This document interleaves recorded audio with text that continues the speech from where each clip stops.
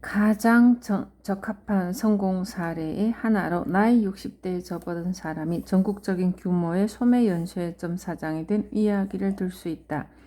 그는 20년 이상 한 회사의 2인자 자리에 있었다. 그는 그보다 몇 살 아래인 외향적이고 적극적인 성격의 사장 밑에서 나름대로 만족하며 근무했다. 그는 자신이 사장이 되리라고는 전혀 생각지 못했다. 그런데 어느 날 50대의 사장이 사망하면서 충실한 보좌관이었던 그가 신임 사장으로 취임하게 되었다. 그는 격리 사원으로 직장 생활을 시작했고 원가 계산, 구매와 재고, 새 점포에 대한 융자, 수송 문제 등에 관한 정보를 가지고 퇴근해서 집에서 일했다. 따라서 인사 부문은 그에게 대체로 흐릿한 그림자 같은 추상적인 존재였다. 그러나 갑자기 사장이 된 그는 남들은 할 수 없으나 내가 할 수 있는 일, 그것도 잘만 하면 회사를 확 바꿀 수 있는 것은 무엇일까? 라고 자문했다. 그가 스스로 결론을 내린 단 하나의 의미 있는 공헌은 내일을 위한 경영자의 양성이었다. 이 회사는 이미 오래전부터 시행해온 간부 양성 정책에 자부심이 높았다. 그러나 신임 사장은 계획만으로는 아무것도 되지 않는다. 내가 할 일은 계획이 실제로 실행되도록 하는 것이다 라고 마음먹었다. 그 후 그는 재직기간 내내 일주일에 3번씩 점심 식사 후 인사부에 들러 젊은 간부들의 인사기록처를 손이 닿는 대로 8개에서 10개씩 꺼냈다. 사무실에 돌아온 그는 첫 번째 사람의 기록을 급히 살펴보고는 그 젊은이의 상사에게 전화를 걸었다.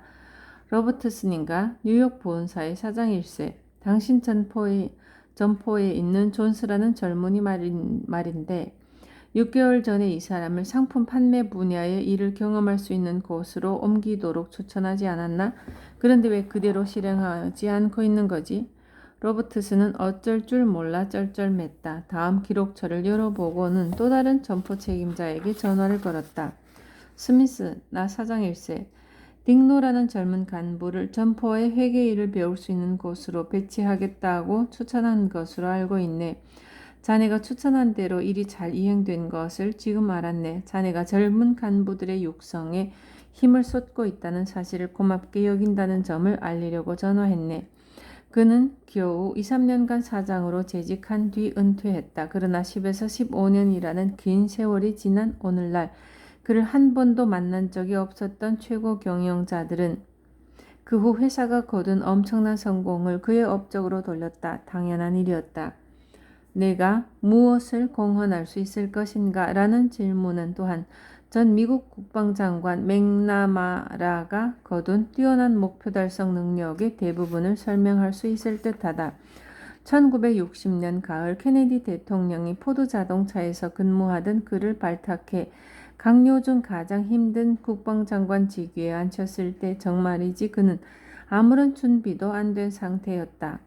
맥나마라는 포드 자동차에 근무할 때 완벽한 내부 관리자였다. 따라서 정치에 대해서는 전혀 몰랐기 때문에 대의회 관계 업무를 부하들에게 맡기려 했다. 그러나 수주일이 지난 뒤 맥나마라는 국방장관의 직무를 수행하려던 의회의 이해와 지지가 필요하다는 사실을 곧 깨달았다. 곧 그는 자신과 같이 외부로 나서기 싫어하고 또한 비정치적인 인간에게는 어렵기도 하거니와 자칫 실패할 수도 있는 그 일을 하기로 결정했다.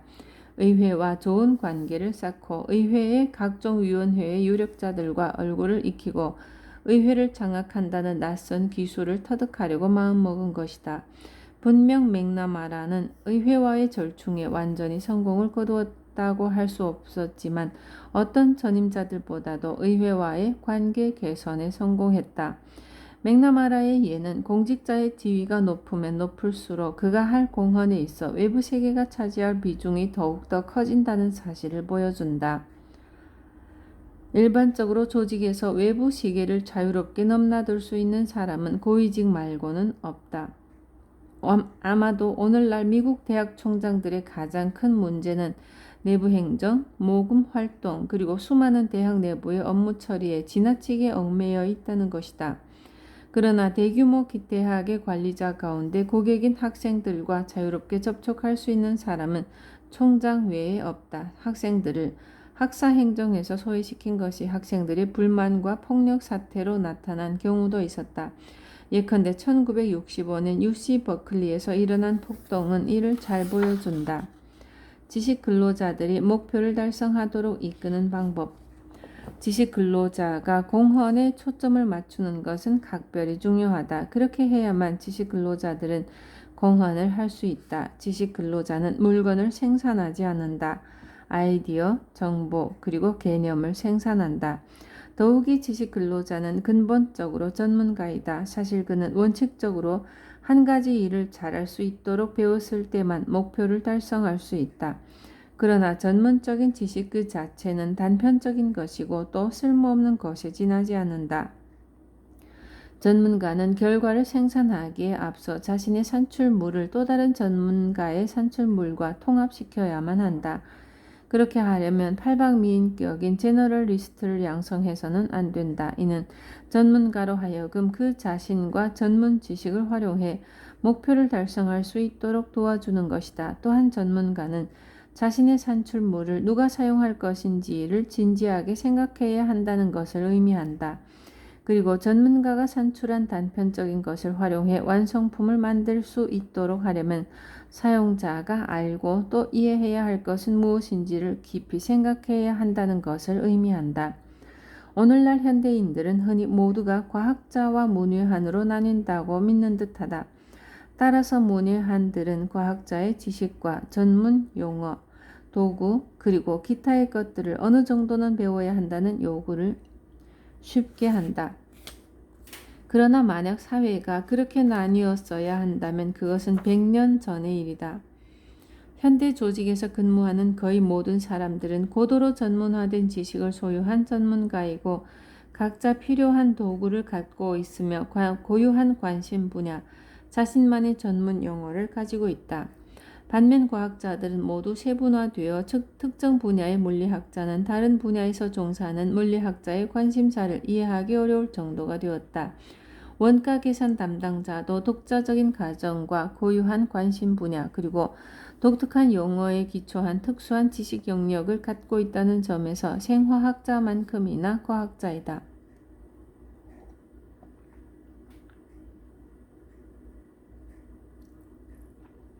마찬가지의 논리로 시장조사 전문가, 컴퓨터 전문가, 정부기관의 예산 담당자, 병원의 정신질환 사례 연구자들도 과학자들이다. 그들 각자는 목표를 달성하기 전에 다른 사람들에게 자신을 이해시켜야만 한다.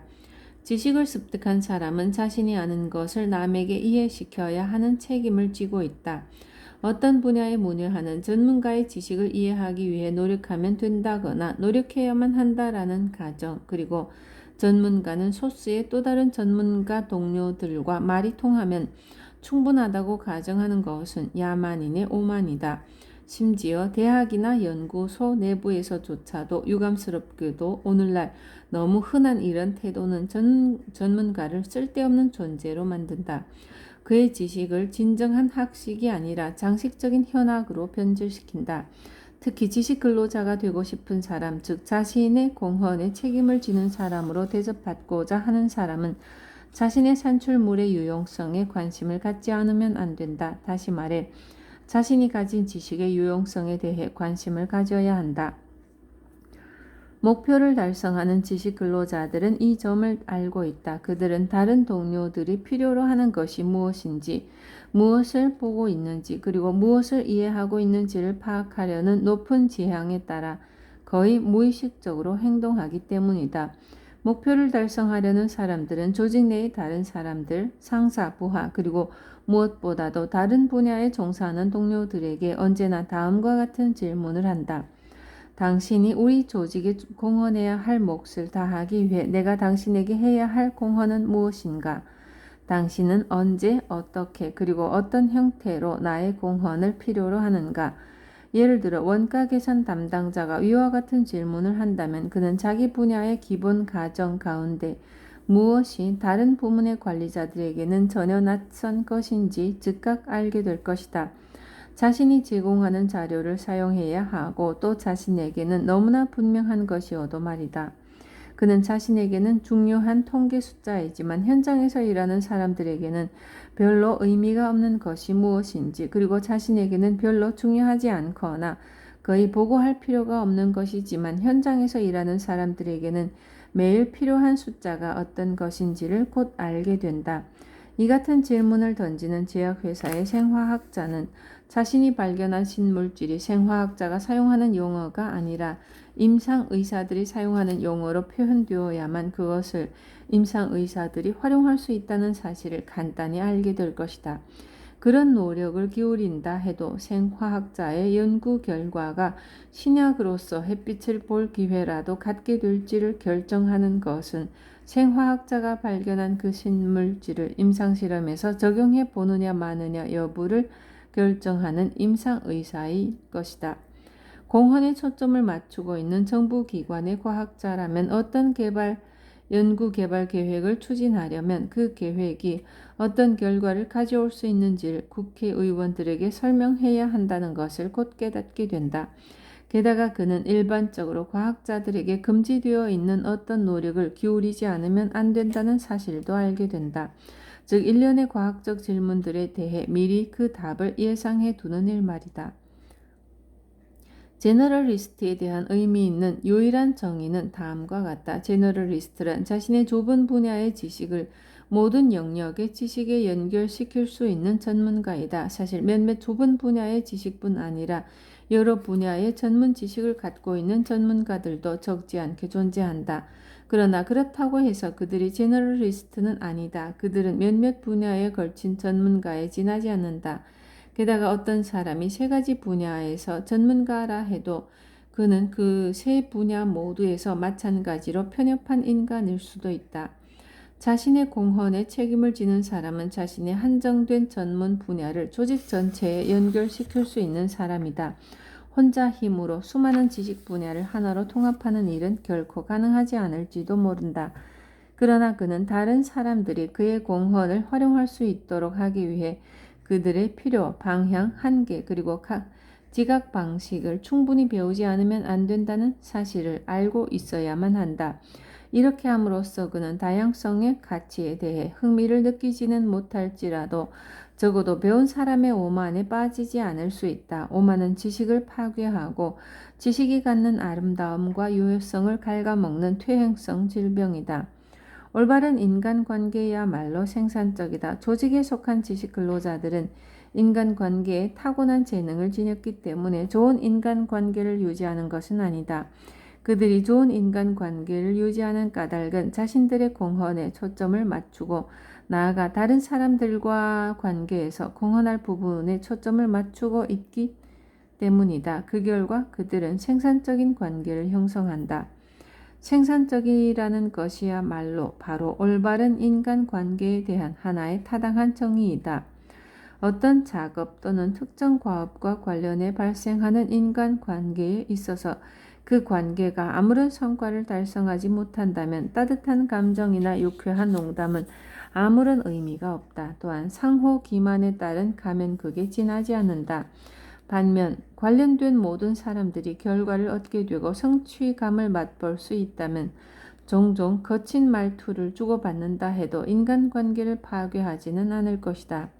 인간관계 측면에서 개인적으로 가장 좋은 관계를 맺은 사람들을 손꼽으라고 한다면 나는 다음 세 사람을 들겠다. 바로 제2차 세계대전 당시 미 육군 참모총장이었던 조지 마셜 장군, 1920년대 초부터 1950년대 중반까지 GM의 최고 경영자였던 슬로온 2세, 그리고 슬로온 2세보다는 나이가 많지만 동료 임원으로서 대공황이 한창이던 시절 캐딜락을 고급차 시장에 성공적으로 진입시킨 니콜라스 드라이슈타트이다. 이 세 사람은 서로 너무 달랐다.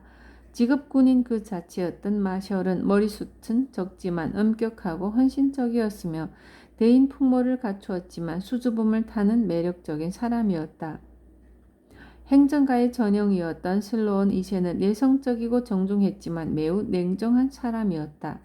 마지막으로 드라이슈타트는 온화하고 정력이 넘치면서 쾌활한 성격의 그 옛날 하이델베르크의 전형적인 독일 장인이었다.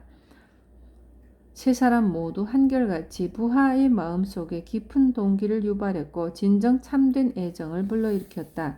그들은 모두 저마다의 방식으로 공헌을 통해 상사와 동료 그리고 부하들과 인간관계를 맺었다. 사람들과 긴밀히 일했고 사람들에 대해 깊은 배려를 했다. 세 사람 모두 사람에 관한 의사결정에는 매우 신중했다. 그러나 세 사람 가운데 어느 누구도 인간관계에 대해 고민하는 일은 없었다. 그들은 인간관계를 효과적으로 유지했다. 공헌에 초점을 맞추는 활동 그 자체가 효과적인 인간관계에 필요한 4가지 기본 조건을 충족시킨다. 그 4가지 기본 조건은 다음과 같다. 커뮤니케이션, 팀워크, 자기개발, 인재 육성.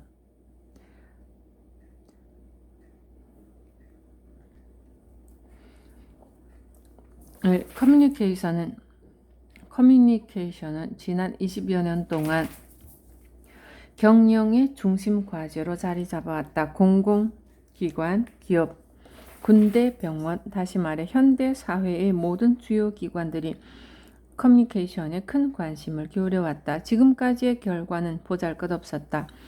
현대 조직에서 적절한 커뮤니케이션이 필요하다는 것, 그리고 그만큼 그것이 부족하다는 점을 처음 알게 된 것, 20, 30년 전과 마찬가지로 오늘날에도 커뮤니케이션에 대한 이해는 빈약하다.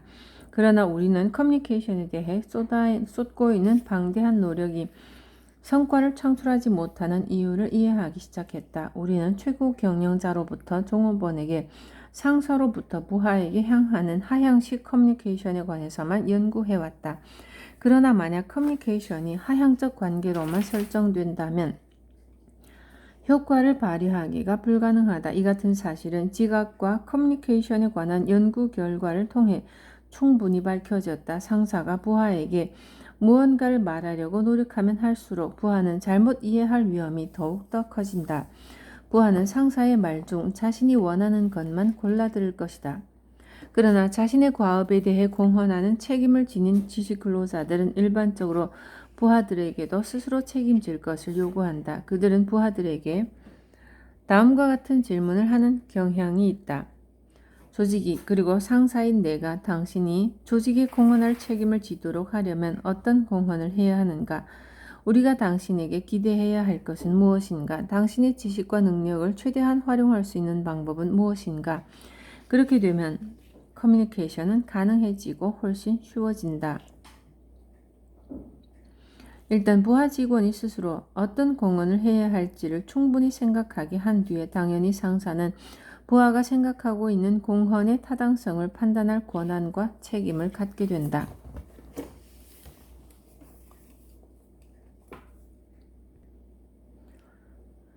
그렇게 되면 커뮤니케이션은 가능해지고 훨씬 쉬워진다. 일단 부하 직원 스스로 어떤 공헌을 해야 할지를 충분히 생각하게 한 뒤에 당연히 상사는 부하가 생각하고 있는 공헌의 타당성을 판단할 권리와 책임을 갖게 된다. 우리 모두가 경험하는 일이지만 부하들 스스로 설정한 목표는 상사가 생각하는 그것과는 늘 다르다. 다시 말하면 부하 또는 하급 직원들은 현실을 아주 다르게 본다는 뜻이다. 그리고 그들이 유능할수록, 그들이 책임을 지려는 의사가 강할수록 현실과 객관적인 기회 그리고 필요에 대한 그들의 인식은 상사 또는 조직이 인식하는 것과는 더욱더 달라질 것이다. 부하 직원들이 내린 결론과 상사의 기대 사이에 발생하는 견해 차이는 뚜렷이 부각될 것이다. 이 같은 견해 차이가 발생했을 때 누가 옳은지 따지는 것은 원칙적으로 그리 중요하지 않다. 그것만으로도 이미 목표를 달성하는 커뮤니케이션이 실질 의미에서 이루어지고 있기 때문이다. 이 공헌에 초점을 맞추게 되면 커뮤니케이션이 횡적으로도 이루어짐에 따라 팀워크가 가능해진다. 나의 산출물이 성과와 연결되려면 누가 그것을 이용해야 하는가라는 식의 질문을 하게 되면 명령 계통에 구애받지 않고 직위에 상관없이 그리고 지식 근로자 개개인에 이르기까지 그것을 활용할 사람들의 중요성을 즉각 부각시킨다. 이것이 바로 지식 조직의 현실이다. 어떤 작업의 목표를 달성하려면 실제로 다양한 지식과 기술을 가진 사람들이 구성한 팀을 통해 추진해야만 한다. 팀을 구성하는 사람들은 조직의 공식적인 지배 구조에 의해서가 아니라 항상 논리와 과업의 요구에 따라 자발적으로 협력해야만 한다. 아마도 현대 지식 조직 가운데 가장 복잡한 조직인 병원에서 근무하는 간호사, 영양사, 물리치료사, 의료 및 엑스선 기사, 약제사, 병리학자, 그리고 그 밖의 여러 의료 서비스 전문가들은 의식적인 명령이나 통제를 최소한으로 받는다. 그러면서 동일한 환자를 대상으로 환자와 함께 치료 행위를 한다. 그렇게 하면서도 그들은 공통의 목적과 일반적 행동 계획, 즉 의사의 처방에 따라 서로 협력하며 일해야 한다. 조직 구조상 이들 의료 서비스 전문가는 각자 자신의 상사에게만 보고한다. 그들은 자신의 고도로 전문화된 지식 분야의 관점에 따라 즉 전문가로서 일한다. 그러나 그들은 개별 환자의 구체적 상황, 환자의 용태, 그리고 환자의 필요에 대해 알아야 할 위치에 있는 다른 모든 전문가들에게 정보를 제공해야만 한다. 그렇지 않으면 그들 개개인의 노력이 오히려 환자의 병을 악화시키기 십상이다. 공헌에 초점을 맞추는 것이 습관이 된 병원에서는 그런 팀워크를 이루는 데 어려움이 거의 없다. 그렇지 못한 병원에서는 전문가들 사이에 수평적인 커뮤니케이션이나 자발적으로 비공식 조직을 만들고 또 과업에 초점을 맞춘 올바른 팀을 만들기란 온갖 종류의 위원회, 간부회의, 게시판 공고문, 설득, 온갖 방법을 동원한 커뮤니케이션과 협조 노력에도 불구하고 실현되지 않는다. 오늘날의 전형적인 대규모 조직은 전통적인 개념이나 이론이 전혀 적용되지 않는 조직상의 문제점을 안고 있다. 지식 근로자는 자신의 지식 분야에서는 전문가가 되어야 한다. 그들은 자신의 역량과 업무 기준에 책임을 져야 한다. 공식 조직의 관점에서 그들은 전문적인 기능 조직에 속해 있는 것으로 인식할 것이다. 그 기능 조직이 생화학이든 또는 예컨대 병원의 경우 간호사이든 말이다. 자신들과 관련된 인적 자원 관리 업무, 즉 훈련, 인사 기록, 그리고 인사 고과와 승진 등의 문제에 대해 그들은 각각의 지식에 기초한 기능 부문에 의해 지시를 받을 것이다. 그러나 자신의 일에 관한 한 점점 더 그들은 당면한 구체적인 과업을 해결하기 위해 조직되어야 한다. 또한 전혀 다른 지식 분야의 사람들로 구성된 팀의 책임 있는 구성원으로서 행동하지 않으면 안 된다. 위로 향한 공헌에 초점을 맞추는 것 그 자체로는 조직의 문제를 해결하지 못한다. 그런 그것은 불완전한 조직이 업무를 수행할 수 있도록 하기 위해 과업의 내용과 커뮤니케이션을 이해하는 데는 기여한다. 정보 분야에서 일어나는 컴퓨터 혁명에 따라 지식 근로자 집단 사이의 커뮤니케이션이 중요한 문제로 등장하고 있다. 인류 역사를 통해 모든 문제는 항상 정보로부터 어떻게 커뮤니케이션을 이끌어내는가 하는 것이었다. 정보는 사람들의 손에 가공되고 전달되어야 하기 때문이다. 동시에 그것은 항상 커뮤니케이션에 의해 왜곡됐기 때문이다. 다시 말해 자신의 의견, 자신이 받은 인상, 덧붙인 설명, 나름의 판단, 그리고 편견 등에 의해 왜곡되었다. 오늘날 우리는 갑자기 정보가 대폭 비인격화하는 상황을 맞이하게 되었다. 그 결과 커뮤니케이션을 할 내용이 없어진 상황에 놓이게 되었다.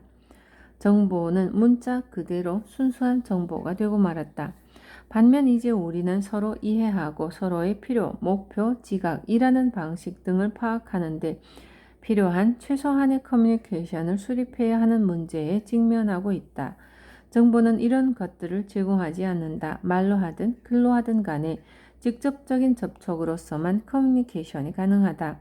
정보 처리 과정을 자동화하면 할수록 목표를 달성하는 커뮤니케이션 기회를 더욱더 많이 만들지 않으면 안 될 것이다.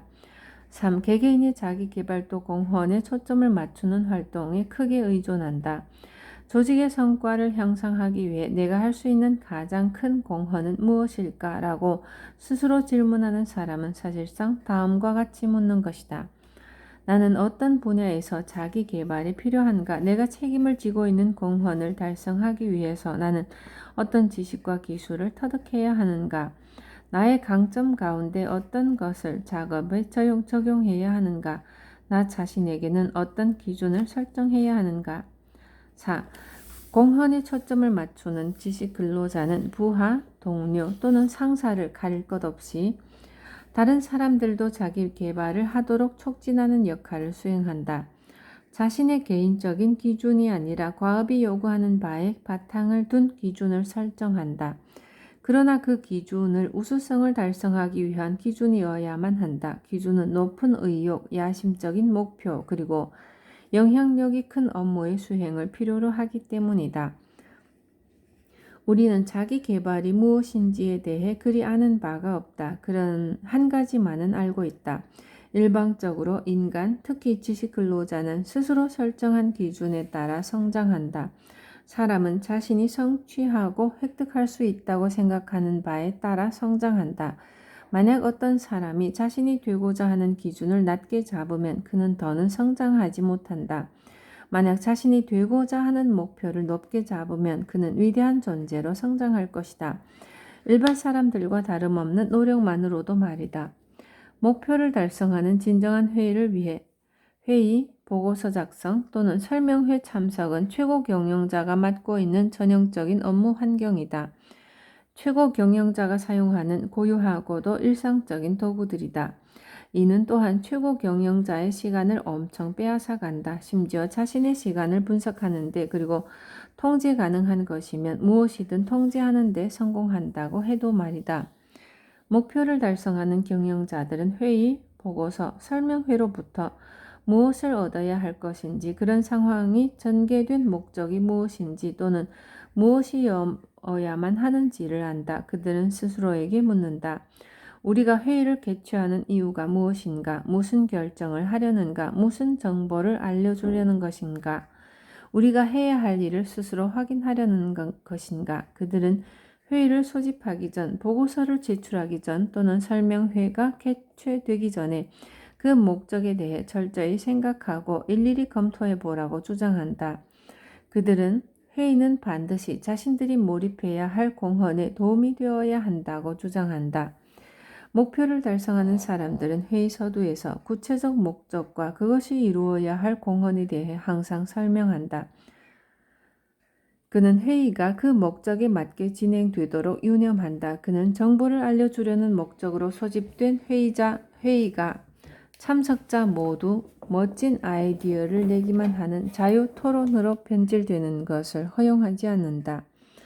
반면 다른 사람들의 생각과 아이디어를 듣기 위해 소집한 회의가 참석자들 가운데 어느 한 사람에 의해 단순히 보고의 장이 되는 일이 없도록 주의를 기울이고 참석자들 모두에게 도전 의식을 불러일으킬 수 있도록 진행해야 한다.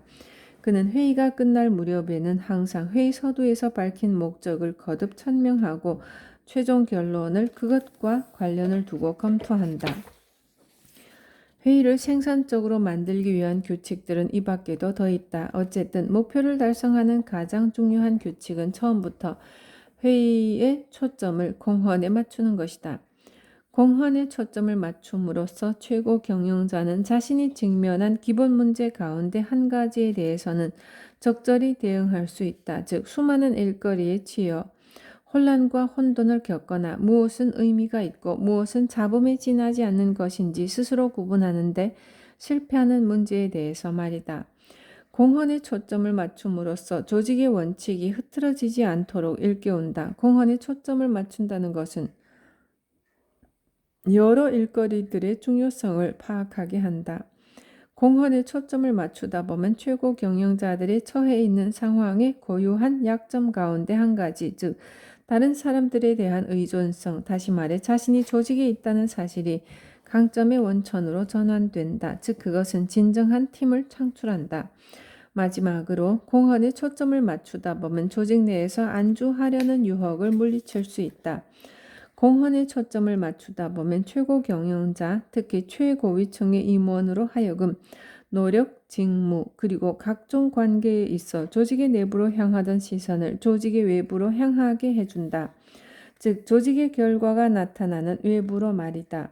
공헌에 초점을 맞춘다는 것은 최고 경영자로 하여금 조직 외부와 직접 접촉하기 위해 열심히 노력하게 만든다. 시장이나 고객이든 지역사회의 환자이든 또는 그가 공무원이라면 정부기관의 외부에 해당하는 다양한 시민이든 간에 말이다.